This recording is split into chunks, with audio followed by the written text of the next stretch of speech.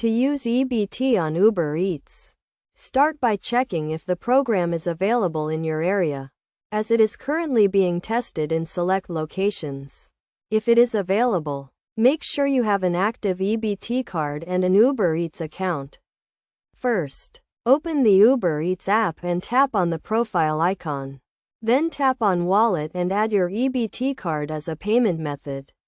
You will need to enter your EBT card details, including the card number, expiration date, and security code. Once your EBT card is added, you can browse restaurants that accept EBT payments. Look for the EBT logo on the restaurant's page to confirm they participate in the program. When you are ready to place an order, select the items you want and proceed to checkout. At checkout, select your EBT card as the payment method. You will be prompted to enter your EBT card PIN to complete the transaction. Note that you can only use your EBT card to purchase eligible food items, such as groceries and hot meals.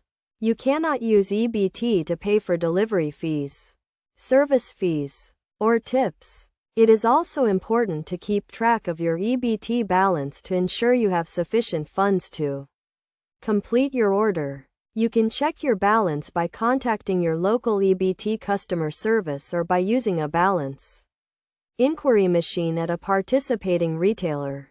By following these steps, you can easily use your EBT card on Uber Eats and enjoy convenient food delivery while staying within your budget. Remember to always check the Uber Eats app for updates on EBT availability and participating restaurants in your area.